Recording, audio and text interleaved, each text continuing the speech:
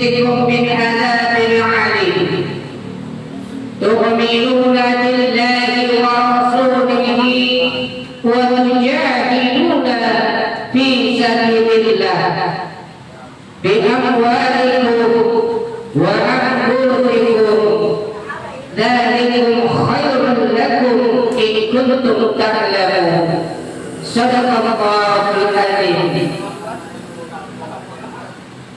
Pertama dan yang paling utama, marilah sama-sama kita panjatkan pujian syukur kita atas kehadiran Allah Subhanahu wa Ta'ala, Allah wa Ta'ala, yang mana sampai saat ini walaupun kondisi dalam keadaan dingin, hujan begitu lebat, tapi niat dan tujuan kita satu sama, yaitu mengikuti daripada pengajian. Insya Allah dengan niat dan ikhlasan kita yang berada di sini, nantinya kita dosa kita diampuni oleh Allah Subhanahu wa Ta'ala. Amin. Dipanjangkan umurnya. Amin. Dimurahkan rezekinya, diangkat segala penyakitnya, pulang-pulang kawin lagi.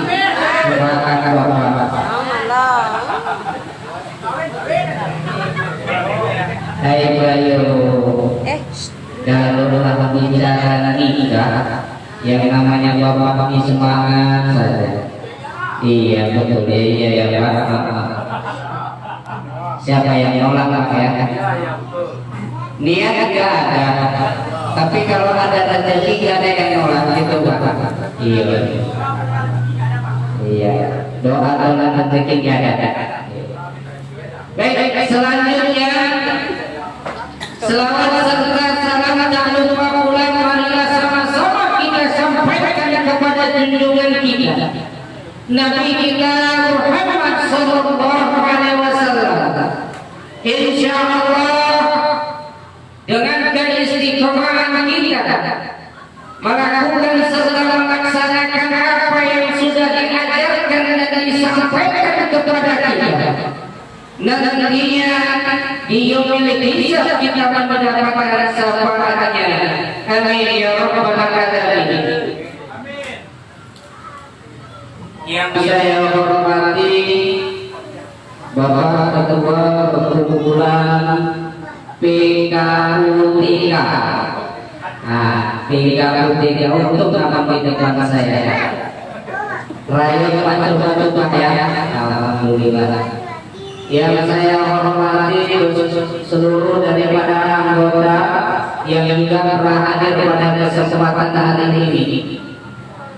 Dan yang saya hormati pula ahli baik keluarga di rumah ini. Baik Bapak Ibu yang dimuliakan oleh Allah Subhanahu wa Ta'ala.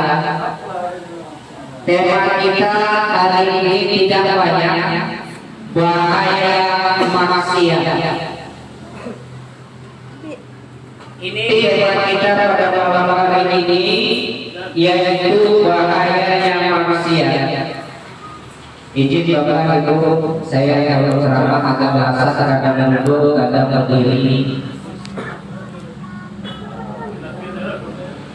Maksiat kita lihat sekarang ini sudah semakin merajalela. Di mana-mana ada banyak yang namanya maksiat. Yang tua melakukan maksiat, yang muda juga melakukan maksiat. Untuk menghindari yang namanya supaya maksiat ini tidak masuk ke dalam hati kita, tidak merusak daripada keimanan kita, maka kuncinya yaitu perbanyak rasa syukur kita kepada Allah Subhanahu wa Ta'ala, perbanyak mengingat Allah Subhanahu wa Ta'ala, perbanyak zikir kita kepada Allah Subhanahu wa Ta'ala. Agar apa yang namanya maksiat bisa kita hindari. Kalau sekarang ini kita lihat pemuda-pemudi di luar sana dengan rasa keimanan kepada Allah yang minim ataupun sedikit, mereka berjalan dengan menggunakan kereta, berboncengan dengan yang bukan muhrimnya. Orang tua yang melihat hanya cukup diam saja.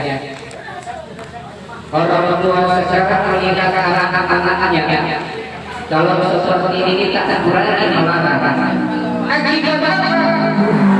Anak kita kurangnya iman kepada Allah Subhanahu wa Ta'ala. Jangan keliling kereta dulu sebentar sehingga di bawah pohon. Mulut berbicara, tangan kita kemana-mana. Piknik tangannya. Kalau sudah sepasang pemuda-pemudi itu berdua, maka ada orang ketiga yaitu yang namanya setan. Ini setannya bahaya, Pak. Kalau sudah seperti ini ada setan namanya setan uka-uka. Ada setan uka-uka. Setan uka ini bahaya. Uka baju, uka celana. Ini kan bahaya. Terakhir semua terbuka kayaknya. Maka daripada itu kita yang namanya untuk menghindarkan kelakuan daripada maksiat, menjauhkan diri kita daripada maksiat, dekatkan diri kita kepada Allah Subhanahu wa Ta'ala. Perbanyak zikir kita kepada Allah Subhanahu wa Ta'ala, supaya hati kita tenang, hati kita tenang, rezeki pun bertambah. Tengok orang tua kita dulu, bapak ibu tidak pernah merasa susah, walaupun yang namanya makan seadanya, tapi orang tua kita tidak pernah mengeluh. Anak banyak tak pernah mengeluh. Ini orang tua kita dulu. Anak banyak tak pernah mengeluh. Orang tua bapak ibu mengurus anak 10, dia mampu, dia sanggup. Tapi anak 10 belum tentu mampu bisa mengurus orang tua satu. Orang tua kita dulu meninggalkan harta benda warisan kepada kita. Kita apa? Hanya bisa menghabiskan harta orang tua. Bukan kita apa harta orang tua kita, malah kita jual-jual ini semua. Ada yang kita tahu harta orang tua ditinggali kita masa anak-anaknya. Enggak ada. Yang ada anak menghabiskan harta orang tua. Maka daripada itu, dekatkanlah diri kita kepada Allah Subhanahu wa Ta'ala. Orang tua dulu kesandung, astagfirullah, mengingat kepada Allah. Anak sekarang kesandung apa yang keluar dari mulut?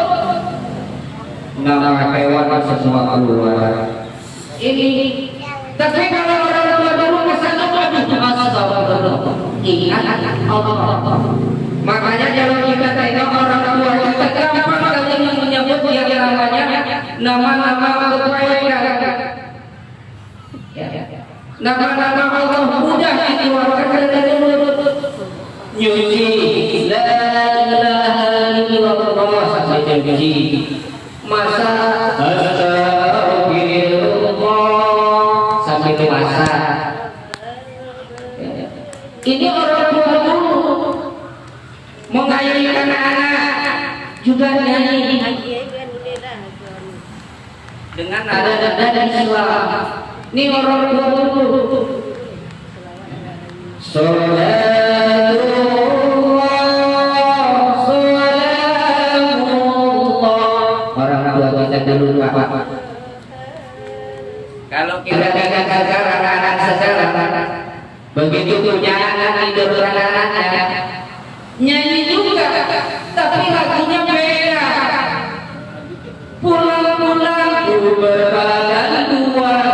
Ya Allah, ini bedanya orang tua kita dulu dengan orang tua sekarang. Perbedaannya banyak. Maka daripada itu, untuk menghindari yang namanya musibah, sekarang kita lihat dari tadi malam sampai sekarang ini Medan. Di Medan beras tadi seputaran jalan kita Bang ya. Ini rumahnya satu kampung rumahnya di sisi yang mengambil dari Mampar. Luar biasa. Warelan dari Marelan. Bapak ini satu kampung. Alhamdulillah saya di kemarin ini insya Allah sudah 2 kali. Insya Allah. Nah, baik. Kita lihat dari mulai tadi malam sampai saat ini beritanya semua tentang banjir. Akibat apa? Kalau kita lihat, apakah ini yang namanya cobaan dari Allah, ujian dari Allah, atau ajab dari Allah? Ini harus kita lihat juga kemana arah yang saat ini menumpah daripada kita kota Medan. Dari sisi Pamangkubuman itu banjir pada jembatan di sisi Pamangkubuman itu sungai sisi Pamangkubuman roboh. Kita lihat di kampung Kelaran juga beritanya banjir. Ini kita lihat juga ini ada peringatan atau apa namanya dari Allah. Harus kita kaji akan diri kita. Kalau yang namanya ujian ini datang kepada siapa? Ujian datang kepada orang yang baik, orang yang beriman. Ini ujian. Ini ujian. Kalau datangnya kepada orang yang baik, orang yang beriman, ujian.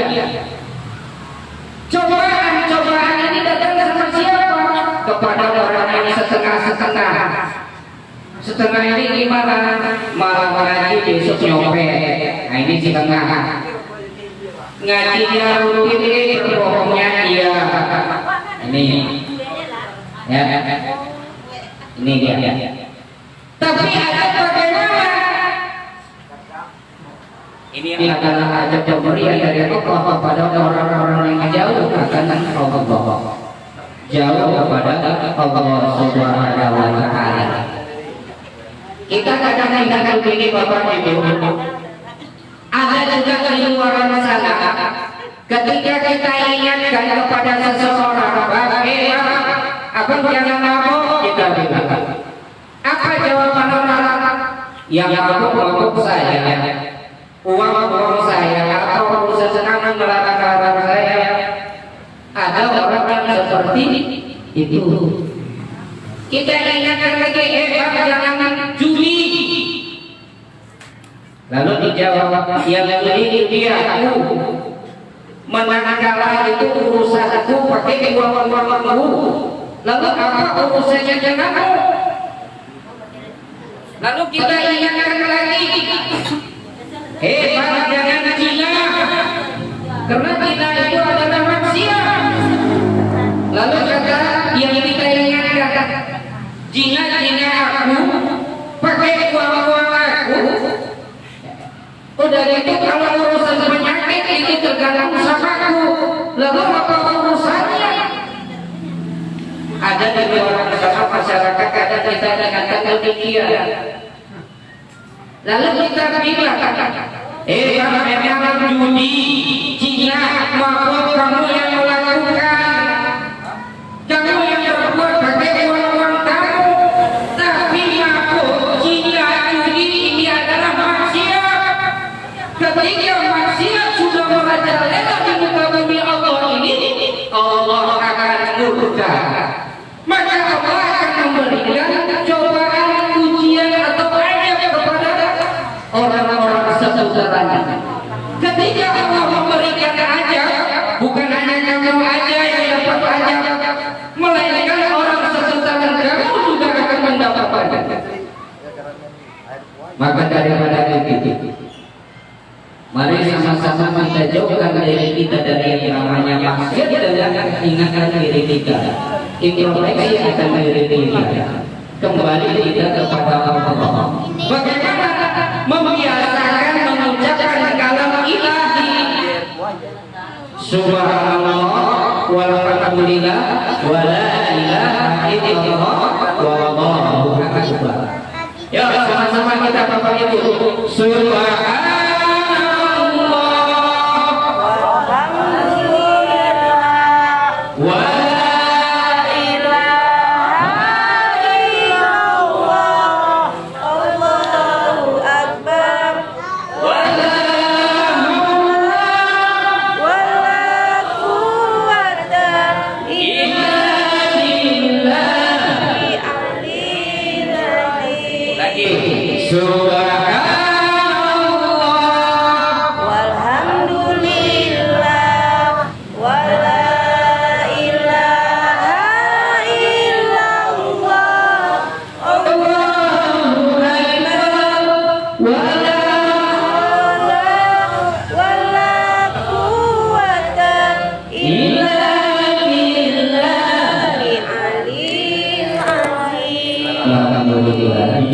kita yang sama-sama membaca diampuni dosa-dosa kita.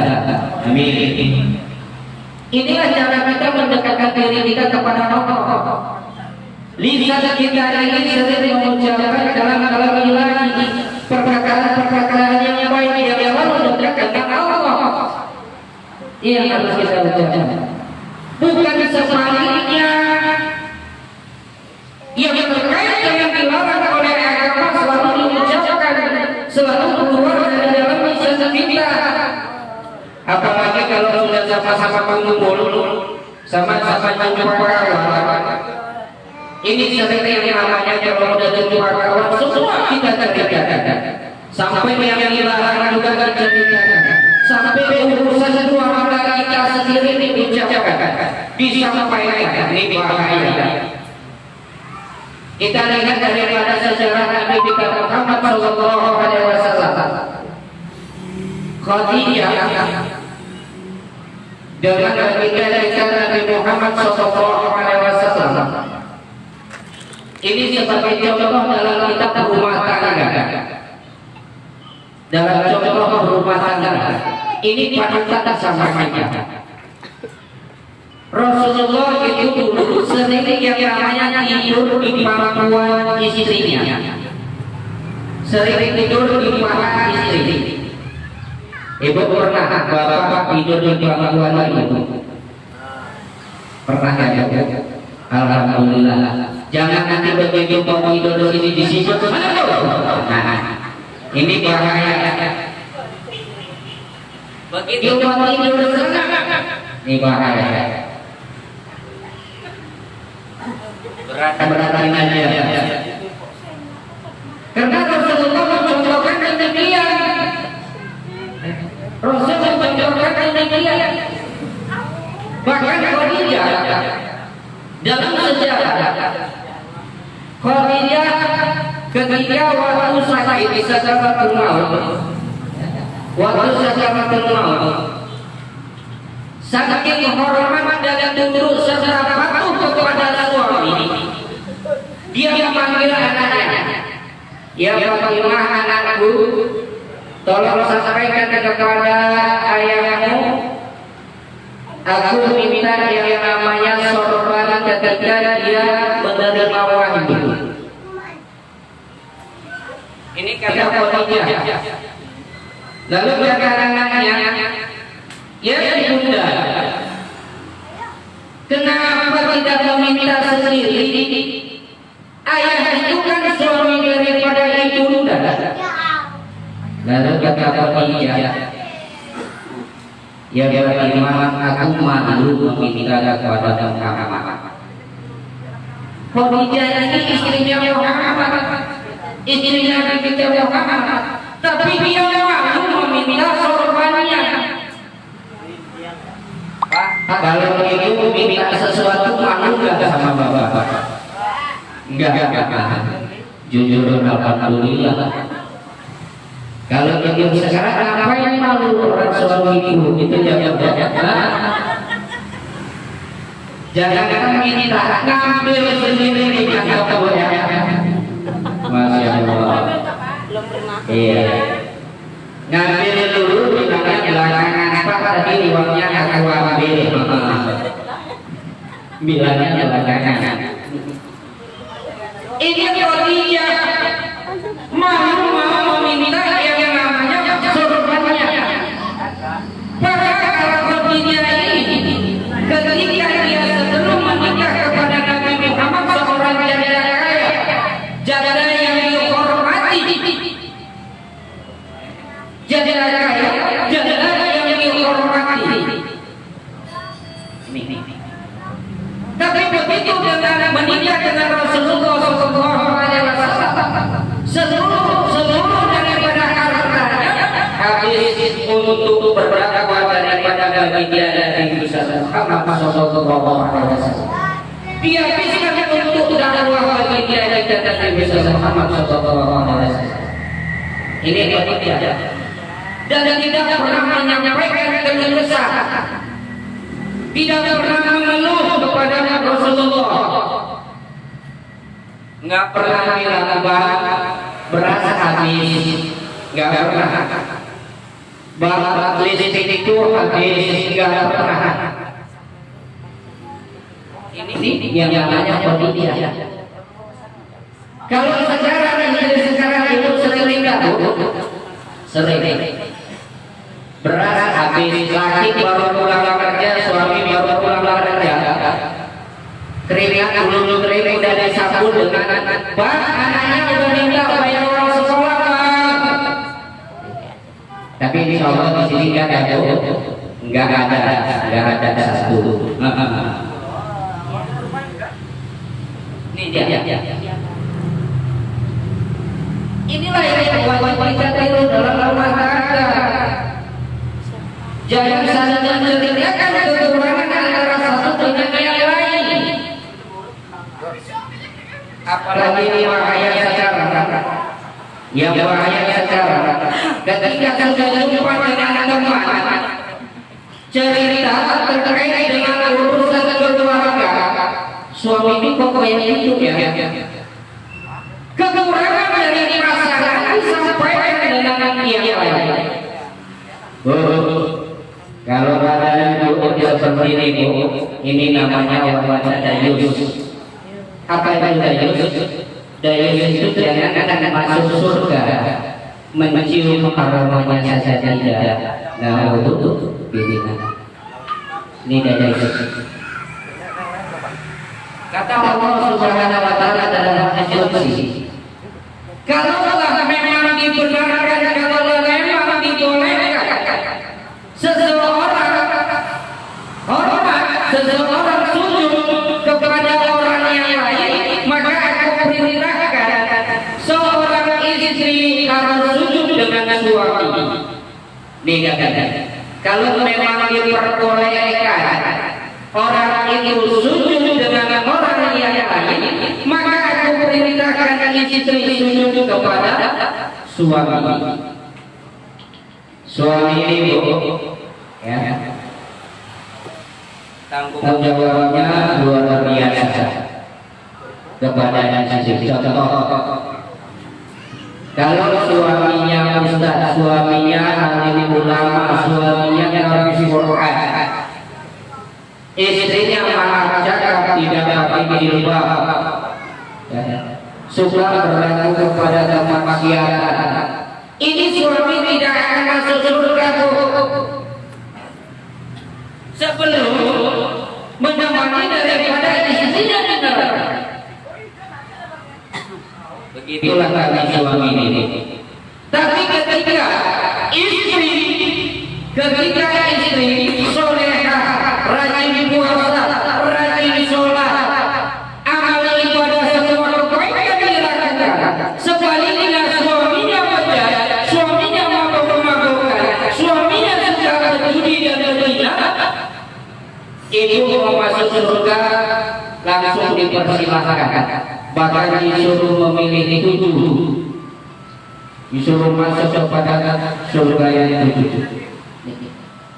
Tapi kalau kami yang laki-laki ibu suami tidak, walaupun suaminya itu alim ulama, seorang ustaz, tetapi istrinya masih melakukan yang namanya kemaksiatan, maka suami jangan dulu masuk ke dalam surga. Makanya kita seorang suami bapak ibu harus pintar-pintar kita membimbing dan membina daripada istri kita, membimbing daripada istri kita, mengarahkan daripada istri kita. Ini dia. Bagaimana caranya? Caranya itu tadi kita sampaikan, mendekatkan diri kita kepada Allah Subhanahu wa Ta'ala. Perbanyak zikir kita kepada Allah Subhanahu wa Ta'ala. Jangan kita malas mengucapkan zikir kepada Allah. Dikira-kira ya Subhanallah walhamdulillah, beneran bisa.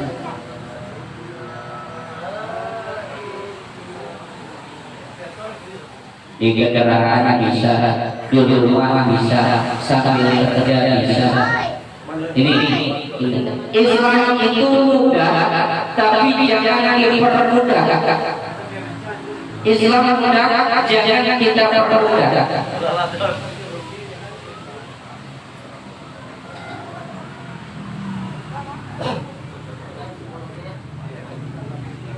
Maka daripada itu, ingat Allah, zikir kepada Allah, perbanyak daripada mengucapkan kalimat-kalimat yang terkait dengan Allah, yang memang disenangi oleh Allah Subhanahu wa Ta'ala.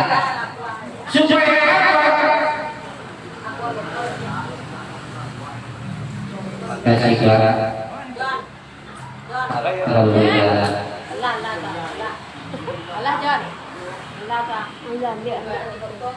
Izin Bapak Ibu, saya ingin dulu.